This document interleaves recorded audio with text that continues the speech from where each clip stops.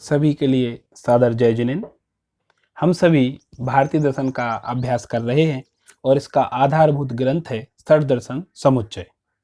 अब तक हमने बौद्ध दर्शन और न्याय दर्शन के साथ साथ सांख्य दर्शन के विशेष तत्व मीमांसा तक की चर्चा कर ली है और आज इस कक्षा के माध्यम से सांख्य दर्शन में जो पुरुष तत्व का विशेष वर्णन किया गया है, इसके साथ साथ सांख्य दर्शन में मोक्ष का जो स्वरूप बताया गया है उसकी चर्चा हम करने जा रहे हैं।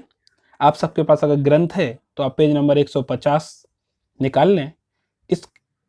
इसमें जो पैराग्राफ नंबर 22 है इसके माध्यम से हम आज की चर्चा प्रारंभ करेंगे। यहाँ 21 नंबर के पैराग्राफ में एक पंक्ति कही गई है, अथ पंचविंशति तमम पुरुष तत्वमाह अन्यः तु कर्ता इत्यादि प्रकृति चतुर्विंशति तत्व रूपाया अन्यस्तु पृथक भूतः पुनरअकर्ता विगुणो भोक्ता नित्य चिद अभ्युपेतश्च पुनमानु पुरुष तत्वम।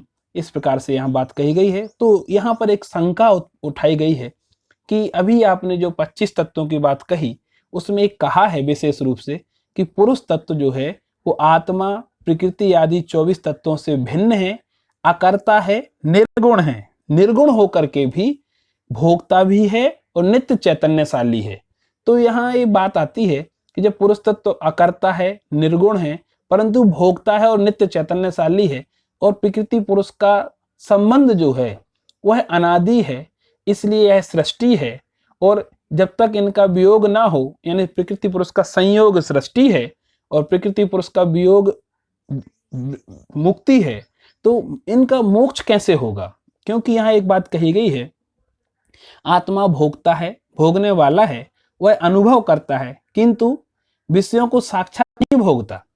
यानी जो पुरुष तत्व है वह डायरेक्ट इन्वॉल्व होकर के विषयों को नहीं भोगता, किंतु प्रकृति के विकार रूप बुद्धि दर्पण में सुख दुख आदि विषय प्रतिबिंबित होते हैं।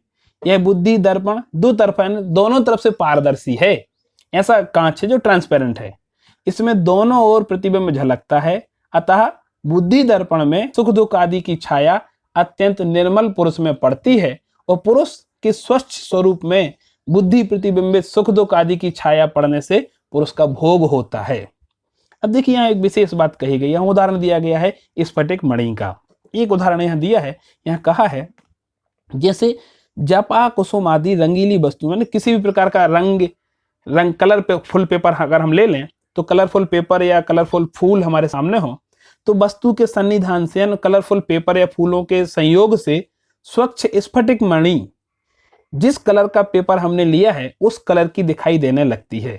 ठीक उसी तरह प्रकृति के संसर्ग से जैसा संसर्ग पुरुष को प्राप्त होता है, पुरुष में वैसी ही प्रवृत्ति, वैसा ही भोक्तापना अपने आप प्रकट हो जाता है। इसका मतलब क्या हुआ? जैसे स्फटिक मणि का स्वयं का कोई रंग नहीं होता, उसे जैसे रंग का संयोग उपलब्ध कराया जाता है या जिस रंग का संयोग उसके साथ स्थापित किया जाता है वह स्फटिक मणि उसी रंग की हो जाती है। सामान्यतः तो स्फटिक मणि बोथ साइड ट्रांसपेरेंट होती है। ऐसे ही यहाँ कहा गया जो पुरुष तत्व है वह स्वयं किसी प्रकार से किसी पदार्थ का भोक्ता नहीं है, परंतु प्रकृति के संयोग से जैसा संयोग पुरुष के साथ उपलब्ध कराया जाता है उसी संयोग का वह भोक्ता हो जाता है। इसके साथ साथ कुछ ग्रंथों के यहाँ उदाहरण दिए हैं, जैसे वाद महाराणव ग्रंथ है, उसमें भी ये बात कही है कि बुद्धि रूपी दर्पण में आए हुए पदार्थों के प्रतिबिंब का स्वच्छ पुरुष रूपी द्वितीय दर्पण में प्रतिफलित होना, झलकना ही सुख दुख आदि का भोग कहलाता है।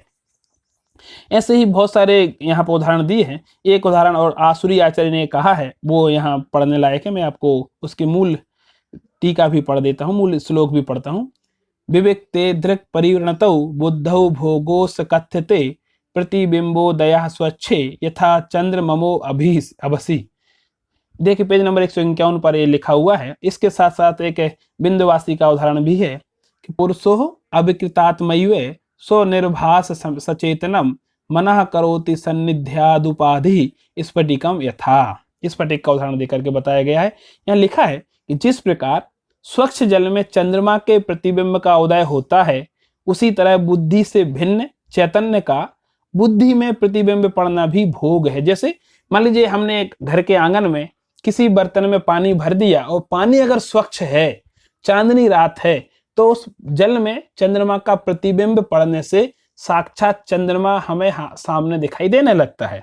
और अगर जल में स्वच्छता ना हो, गंदगी हो, मटमैलापन हो, तो चंद्रमा का स्वच्छ प्रतिबिंब उसमें नहीं पड़ता अथवा धुंधला दिखाई देता है। ऐसे ही आत्मा तो स्वच्छ है, पुरुष तत्व तो स्वच्छ है, निर्मल है, परंतु जैसा संयोग प्रकृति के माध्यम से उसे उपलब्ध कराया जाता है वह वैसा ही दिखाई देने लगता है। ये बात कही। अब इसको हम थोड़ा सा जैन दृष्टि से विचार करें। जैन दृष्टि के अनुसार क्या बात है? आत्मा और कर्म का संबंध कैसा है? आत्मा स्वभाव से अनादि काल से शुद्ध रूप में ही है। आत्मा में किसी प्रकार का राग द्वेष मोह प्रवेश करता ही नहीं है। आत्मा तो निर्विकारी है स्वभाव से। जैसे खान में पड़ा हुआ सोना, जब खान में से सोना निकाला जाता है तो किट्ट कालिमाओं से युक्त होता है, बहुत सारी गंदगी उसमें लगी हुई होती है, परंतु जब विचार करें तो क्या गंदगी का, किट्ट कालिमा का, मल का एक अंश भी स्वर्ण में प्रवेश किया है क्या? कभी नहीं कर सकता। क्या सोने का एक अंश भी मिट्टी आदि रूप हुआ है क्या? नहीं हुआ। यद्यपि दोनों एक में दिखाई दे रहे हैं, फिर भी एक अंश सोने का मिट्टी रूप नहीं हुआ और मिट्टी का एक कण भी सोने रूप नहीं हुआ। ये दोनों के बीच में एक अन्योन्या भाव की दीवार है। 4 प्रकार के अभाव होते हैं, हम इसके आगे कभी चर्चा करेंगे। तो इनके बीच में एक भेद है। ठीक, इसको हम दूसरे तरीके से समझ सकते हैं। दूध में हमने चीनी को मिलाया, तो दूध और चीनी का मिला हुआ मीठा दूध हमारे सामने आ गया। अब हम कहते हैं मीठा दूध है, पर विचार करें क्या दूध के जो स्वयं की अवस्था है, स्वयं की प्रॉपर्टी है, स्वयं के जो गुण हैं, उनमें से एक गुण भी चीनी रूप हो गया क्या? या चीनी की अपनी जो प्रॉपर्टी है वो उसका एक अंश भी दूध रूप हो गया क्या? अगर ऐसा हो तो चीनी का स्वतंत्र अस्तित्व समाप्त हो जाएगा, दूध का स्वतंत्र अस्तित्व भी समाप्त हो जाएगा, परंतु ऐसा होता नहीं है। कभी हमें मिली जुली अवस्था दिखाई देती है। ऐसे ही संसार में बिना शरीर के कोई आत्मा नहीं रहता, इसलिए आत्मा को शरीर रूपी आश्रय की, साधन की आवश्यकता होती है, या अगर घर की आवश्यकता होती है, तो आत्मा शरीर के माध्यम से ही हमें आज तक दिखाई दे रहा है। इसलिए कई बार भ्रम से हम शरीर और आत्मा को एक मान लेते हैं, और कई बार तो शरीर को ही आत्मा मान लेते हैं, परंतु शरीर भिन्न है, आत्मा भिन्न है। इसका ज्ञान जब कोई व्यक्ति मर जाता है तो हमें सहज हो जाता है। अब शरीर और आत्मा जो एक में एक दिखाई दे रहे हैं, ये क्यों दिखाई देते हैं? कर्म के संयोग के कारण से। एक कर्म क्या चीज है? जैन दर्शन में एक कर्म सिद्धांत विशेष रूप से माना गया है, जो अन्य दर्शनों की अपेक्षा बिल्कुल नया है, भिन्न है। और यहाँ ज्ञानावर्णी, दशनावर्णी, मोहिनी, अंतराय, वेदनी, आयु, नाम और गोत्र, ये कर्म माने गए हैं।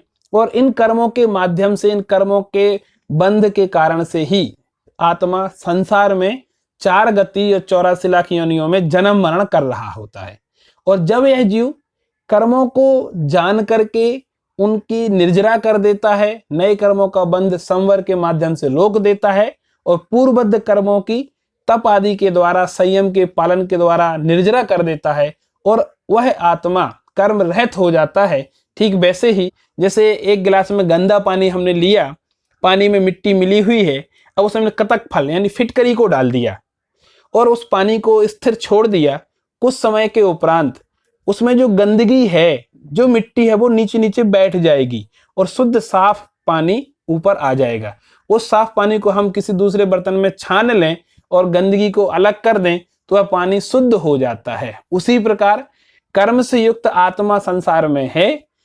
उस मिलीजुली अवस्था को जान करके, बंध और संवर निर्जरा के स्वरूप को समझ करके बंध को स्थिर करना है, संवर के माध्यम से नए कर्मों का आना रोकना है, निर्जरा के माध्यम से पूर्वबद्ध कर्मों को शरीर आत्मा से पृथक करना है, तो आत्मा का शुद्ध स्वभाव हमें प्राप्त हो जाएगा। ऐसे ही यहाँ पर बात कही गई है कि यद्यपि पुरुष तत्व स्वतः किसी प्रकार से कर्मों का भोक्ता नहीं है, परंतु प्रकृति के द्वारा जैसा संयोग उसे उपलब्ध कराया जाता है, उस संयोग का वो भोक्ता वहां पर बन जाता है। तो ये विशेष बात यहाँ संबंध के संदर्भ में कही गई है। अब बात आती है कि तत्व निर्णय की बात तो कर ली कि भाई जो 3 प्रकार के दुखों से दुखी है, आध्यात्मिक, आधिदैविक और आधि भौतिक, वह दुख से मुक्त होने के लिए 25 तत्वों की शरण में जाता है।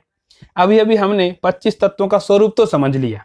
अब यहाँ एक शंका उत्पन्न की गई है उपसंहार करते हुए। क्या कहा गया? कारिका नंबर 42, पंचविंशति तत्वानि संख्येयम भवन्ति च प्रधान नरयोश्चाश्च प्रधान नरयोश्चात्र वृत्ति पंगव अंधयोरेवे। यहाँ पर एक विशेष उदाहरण दिया गया है, वो मैं आपको विशेष रूप से बताना चाहता हूँ। क्या कहा गया? इस प्रकार गिनती करने पर कुल 25 तत्व होते हैं, जिनकी चर्चा हमने कर दी। प्रधान और पुरुष जो मूल तत्व हैं, इनका आपस में संबंध अंधे और लंगड़े जैसा है। देखिए यहाँ एक कहानी यहाँ पर दी गई है, कहानी का सार मैं आपको बता देता हूँ, विशेष आप ग्रंथ में पढ़ लेना। मान लीजिए एक अंधा व्यक्ति है, एक लंगड़ा व्यक्ति है, किसी कारणवश, किसी घटनावश जंगल में अकेले पड़ गए, बिछड़ गए। अब अंधा व्यक्ति चूंकि देख नहीं सकता, इसलिए वह एक कॉर्नर में या जंगल के किसी किनारे पे किसी पेड़ के नीचे पड़ा हुआ है, उसे नहीं पता वो कहाँ है। और एक लंगड़ा व्यक्ति है, चल नहीं सकता पर देख सकता है। तो लंगड़ा व्यक्ति कोशिश कर रहा है, यहां वहां भटक रहा है, और जंगल में मान लो आग लगी हुई है। अब आग लगी हुई है, अंधा देख नहीं पा रहा, इसलिए जलने के पूरे पूरे चांस हैं। लंगड़ा चल नहीं पा रहा, इसलिए जलने के पूरे पूरे चांस हैं। अब क्या करें कि दोनों बच जाएं? अगर दोनों को उस आग से बचना है तो क्या करना पड़ेगा? एक दूसरे को मिलना पड़ेगा। कैसे मिलना पड़ेगा? भाई अंधा चलने में तो समर्थ है ही, परंतु देख नहीं सकता। लंगड़ा देख तो सकता है पर चल नहीं सकता। तो अंधे के कंधे पर अगर लंगड़ा बैठ जाए और लंगड़ा डायरेक्शन देता जाए और अंधा चलता जाए, तो आग से दोनों बच सकते हैं कि नहीं बच सकते? बिल्कुल बच सकते हैं। वही उदाहरण यहां दिया गया है कि प्रधान और पुरुष दोनों का संबंध अंधे और लंगड़े जैसा है।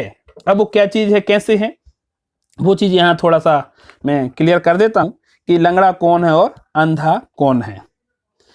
देखिए यहाँ ये जो कहानी मैंने आपको बताई है, इस कहानी का सार और सिद्धांत। अब सिद्धांत की हम बात करते हैं। क्रिया शक्ति से विकल अकर्ता शुद्ध चैतन्य स्वरूपी यह लंगड़ा पुरुष, जो पुरुष तत्व है वो तो लंगड़ा है, देख तो सकता है सब कुछ परंतु चल नहीं सकता, अर्थात अकर्ता है, कुछ कर नहीं सकता। पहले हमने बात कही कि पुरुष तत्व जो है वो अकर्ता है, यानी कर कुछ नहीं सकता पर देख सकता है। तो क्या कहा? क्रिया शक्ति से विकल यानी क्रिया शक्ति से रहित अकर्ता शुद्ध चैतन्य स्वरूपी लंगड़ा जो पुरुष तत्व है, अंधे के समान सक्रिय सब कुछ करने धरने वाली जड़ प्रकृति। प्रकृति तत्व कैसी है? करता है, अंधी है, स्वयं की बुद्धि नहीं है लेकिन करने में समर्थ है। तो जड़ तत्व जो प्रकृति है वह सक्रिय है, करता है। तो अंधे के प्रकृति के कंधे पर अगर पुरुष तत्व बैठ जाए, क्या कहा? वापस पढ़ते हैं। क्रिया शक्ति से विकल अकर्ता शुद्ध चैतन्य स्वरूपीय लंगड़ा पुरुष अंधे के समान सक्रिय सब कुछ करने धरने वाली जड़ प्रकृति के कंधे पर चढ़कर, अर्थात प्रकृति का संसर्ग पाकर। देखिए पुरुष तत्व कैसा है? लंगड़ा है, प्रकृति अंधी है।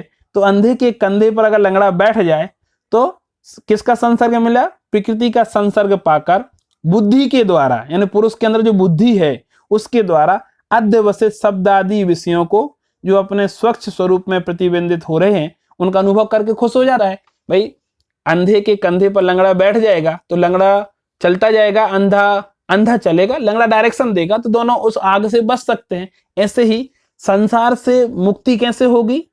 जब पुरुष तत्व प्रकृति के माध्यम से संसार के विषय भोगों को जान करके उनमें जो स्वच्छता है, शुद्ध स्वरूप है, उसका अनुभव करके खुश हो रहा है। और खुशी में वह अज्ञान के कारण प्रकृति को, और होता क्या है, अगर मान लीजिए लंगड़े को कंधे के कंधे पे बैठने मिल गया और वो खुश हो जाए, वाह बहुत अच्छा हुआ, मेरे को चलने की आवश्यकता नहीं है, मैं तो कभी भी बाहर निकल सकता हूं, और इस खुशी में वह भूल जाए कि चारों ओर आग लगी हुई है, जल्दी से बाहर निकलना है, और अंधे को वह गलत डायरेक्शन देता रहे और वहां जंगल की सैर करना प्रारंभ कर दे, तो क्या होगा? चूंकि पांव में वह चल नहीं पा रहा था, लंगड़ा था, उसे कोई साधन मिल गया बैठने का और खुशी में झूम गया, और अगर जंगल की सैर करने लगे तो आग में जल सकता है। ऐसे ही यह पुरुष तत्व प्रकृति के सानिध्य में आकर के जो प्राप्त सुख दुख आदि अनुभव हैं या शारीरिक सुख है उन्हें सुख मान लेता है और अंधी प्रकृति के कंधे पर चढ़ा हुआ संसार परिभ्रमण करता रहता है। ऐसे ही जो पुरुष आत्मा संसारी जीव है वो क्या करता है, शरीर को ही आत्मा मान लेता है, इसलिए शरीर के जो परिभ्रमण है 4 गति 84 लाख योनियों के वो करता रहता है। जैसे लंगड़ा अंधे पुरुष के संसर्ग को सुखरूप मान उसे कभी भी नहीं छोड़ना चाहता। लंगड़े को चूंकि अंधे के कंधे पे बैठने मिल गया तो उसे सुख की अनुभूति हो रही है, कष्ट उसका मिट गया तो उतरना नहीं चाहता नीचे। ऐसे ही पुरुष भी प्रकृति संसर्ग को ही सब कुछ मानकर मोह के कारण उस प्रकृति के संयोग को छोड़ना नहीं चाहता। यहां मैं एक छोटा सा उदाहरण और ऐड करना चाहूंगा। एक बार एक बंदर था, वो ऐसे घूमते घूमते किसी व्यक्ति के किसान के घर में घुस गया।